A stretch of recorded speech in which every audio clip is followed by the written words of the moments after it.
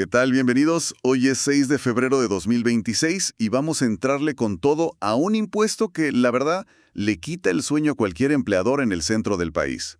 El impuesto sobre nóminas, el famoso ISN. Sí, es uno de esos que parece muy sencillo, ¿no? Dices, un porcentaje y listo. Pero, la realidad es que es un verdadero campo minado de detalles, sobre todo cuando comparas lugares tan cercanos. Totalmente. Y justo ese es nuestro foco hoy. La Ciudad de México y el Estado de México. Son vecinos, comparten una economía, pues, gigantesca, pero en este tema fiscal parecen dos mundos. Dos mundos aparte. Para este análisis tenemos información muy clara de cómo está la cosa en 2026, y la misión es entender por qué este impuesto genera tanto debate, y sobre todo, ¿qué necesita saber una empresa para no cometer un error que le salga carísimo? Es que el diablo está en los detalles. Y aquí, hay muchísimos. Desde cómo le llaman al impuesto hasta el último día que tienes para pagarlo. A ver, empecemos por lo más obvio, lo que todos ven en sus hojas de cálculo, el porcentaje. Ahí está la primera gran diferencia, ¿no es así? Ahí está el primer golpe en la mesa. La Ciudad de México, desde 2025 y manteniéndolo para este 2026, se fue a una tasa del 4%. 4%. Mientras tanto, el Estado de México, se ha mantenido firme en un 3%. Ese punto porcentual para una empresa con una nómina, considerable, es una cantidad de dinero brutal al año. Claro, es un 33% más de impuesto de un lado de la calle que del otro prácticamente. Pero mencionabas algo de las fechas, que parece un detalle menor, pero en la operación del día a día debe ser un dolor de cabeza. Y lo es.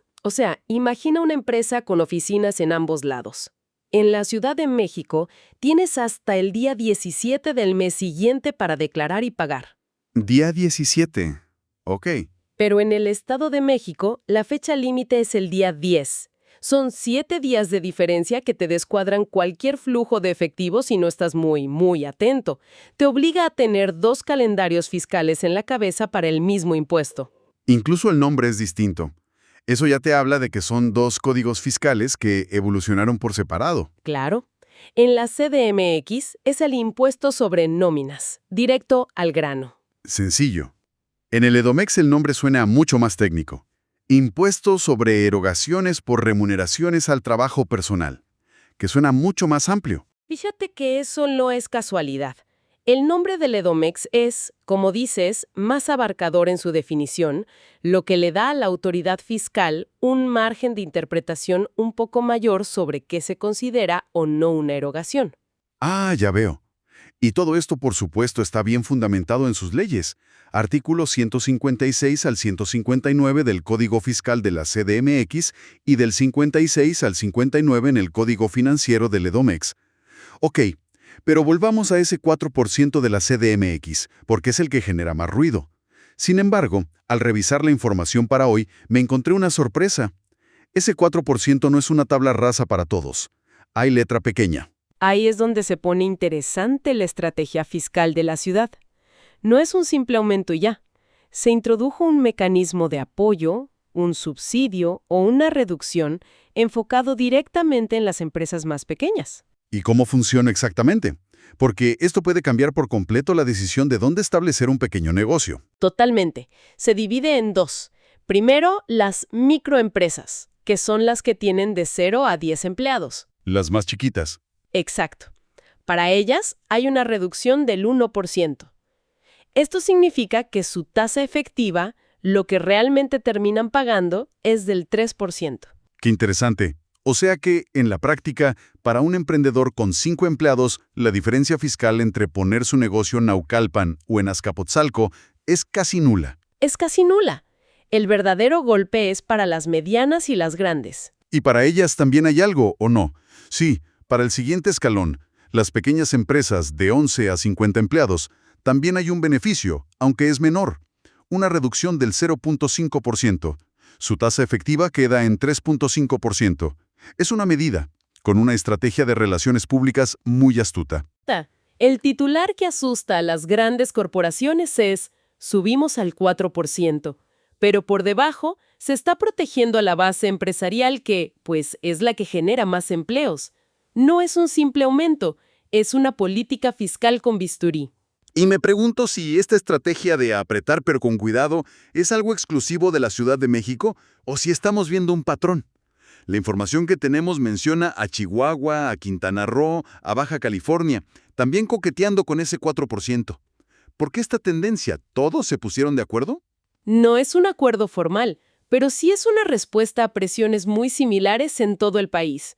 Lo que vemos se puede explicar por tres factores clave. El primero, y el más poderoso, es que los estados están recibiendo menos dinero del presupuesto federal. Ah, claro, las famosas participaciones federales. Se reduce, tienes que buscar cómo generar más dinero en casa. Y ahí es donde entra el ISN. Justo. El impuesto sobre nóminas es la joya de la corona de la recaudación estatal. Es, por mucho, su fuente de ingresos propios más grande y confiable. Así que cuando necesitan más recursos, pues es la primera palanca que van a mover. Tiene todo el sentido. Y el segundo factor, porque subir impuestos nunca es popular. Por eso necesitan una buena narrativa. Y ese es el segundo factor, el etiquetado de los recursos. Para justificar el aumento, los gobiernos le dicen a la gente, ojo, este 1% adicional no se va a un saco sin fondo de burocracia. Tiene nombre y apellido. Es una forma de hacerlo más digerible, ¿no? Te cobro más, pero es para esto en concreto. Precisamente. En la Ciudad de México el ejemplo es clarísimo. Se creó el Fondo de Infraestructura. Y el argumento es que cada peso de ese 1% extra se va a proyectos de movilidad, agua, seguridad. Entonces el empresario que paga más, en teoría, ve un retorno tangible. Esa es la idea, sí, que vea que mejora la infraestructura de la ciudad. Muy hábil. Y el tercer factor que mencionan las fuentes suena mucho más pragmático, casi de conveniencia para la autoridad. Es que lo es. El tercer factor es la facilidad de fiscalización. Este es un impuesto relativamente sencillo de auditar para el fisco. No es como el predial que requiere evaluaciones complejas, a veces subjetivas, de cada inmueble. ¿Te refieres a que pueden cruzar datos muy fácil? Exacto. La autoridad fiscal local solo tiene que pedirle al IMSS y al SAT la información que las empresas ya les entregan.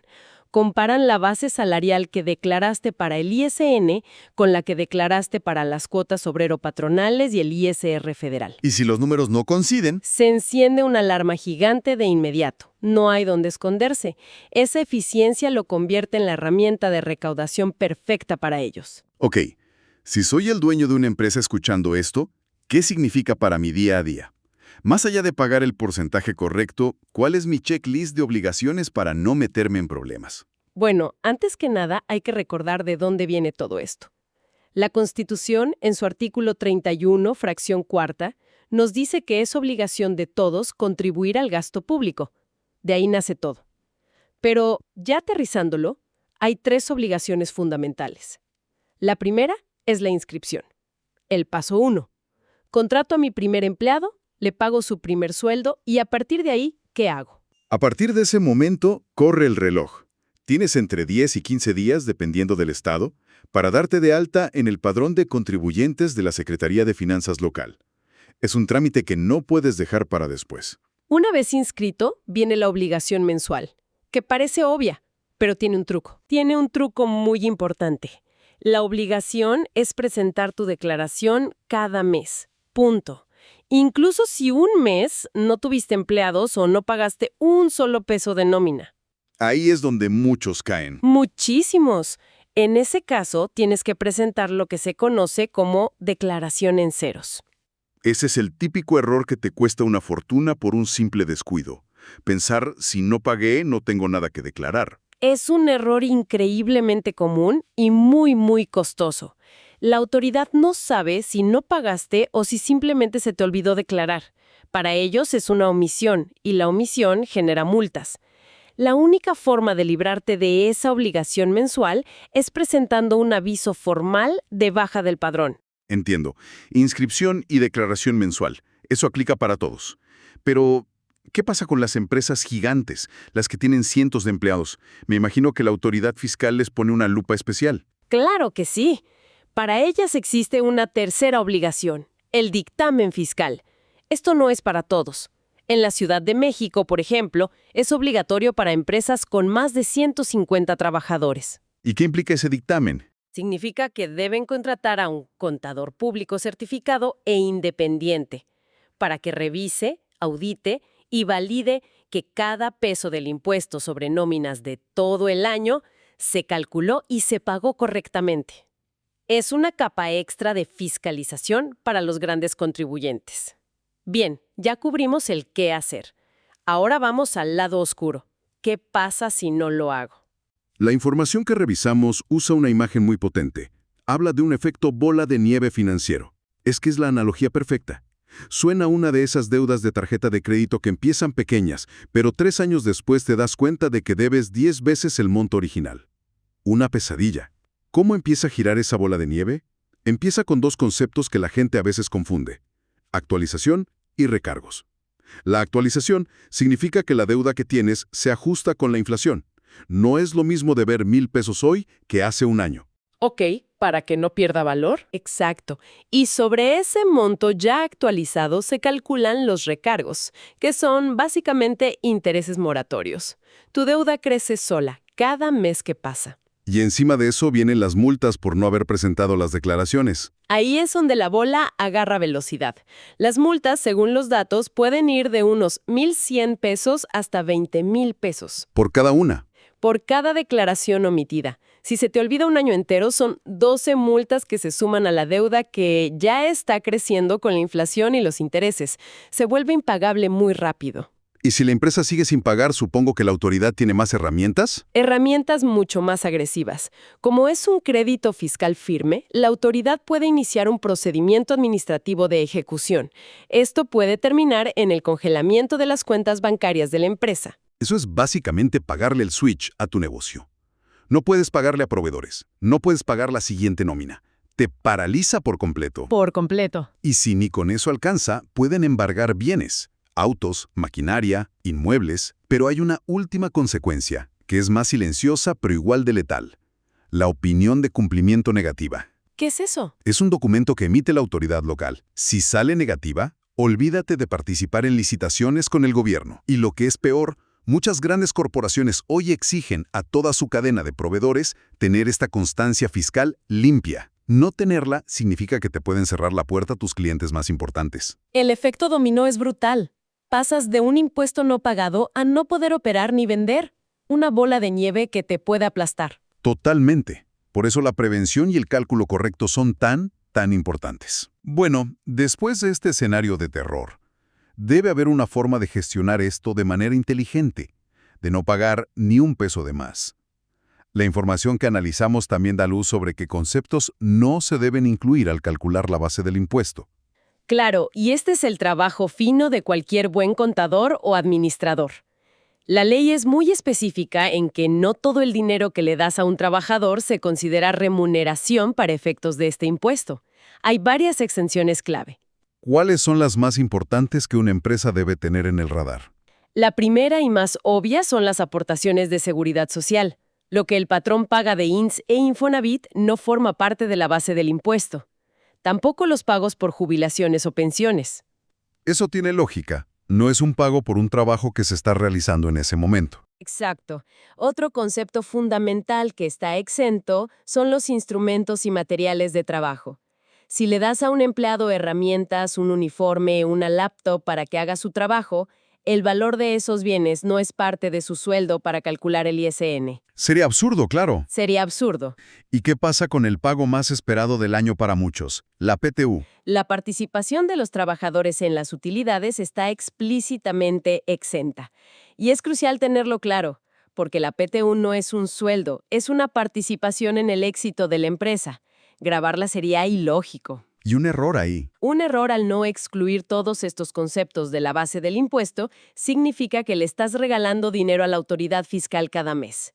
La optimización empieza por saber exactamente sobre qué sí y sobre qué no tienes que pagar. Haciendo un balance de todo lo que hemos platicado, queda clarísimo que el impuesto sobre nóminas es mucho más que un porcentaje.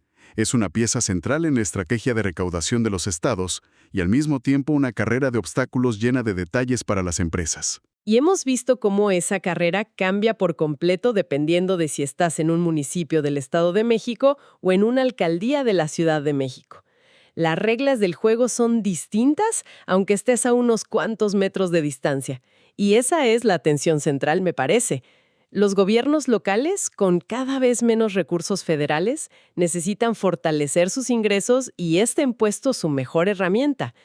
Pero cada punto que le suben es una carga administrativa y financiera mayor para los empleadores. Las estrategias tan diferentes de la CDMX y el LEDOMEX en 2026 son el retrato perfecto de esa tensión. Exacto. Y si damos un paso atrás, lo que esta información nos muestra es una tendencia clara. Los estados están buscando mayor autonomía fiscal a través de este impuesto. Y esto nos deja con una reflexión importante para cualquier negocio que opera en varias entidades del país. ¿Cómo se gestiona un mosaico creciente de tasas, fechas y reglas distintas? Y más a fondo, ¿qué nos dice esta complejidad sobre el futuro de la tributación local en México y la eterna negociación de poder entre los gobiernos estatales y el federal?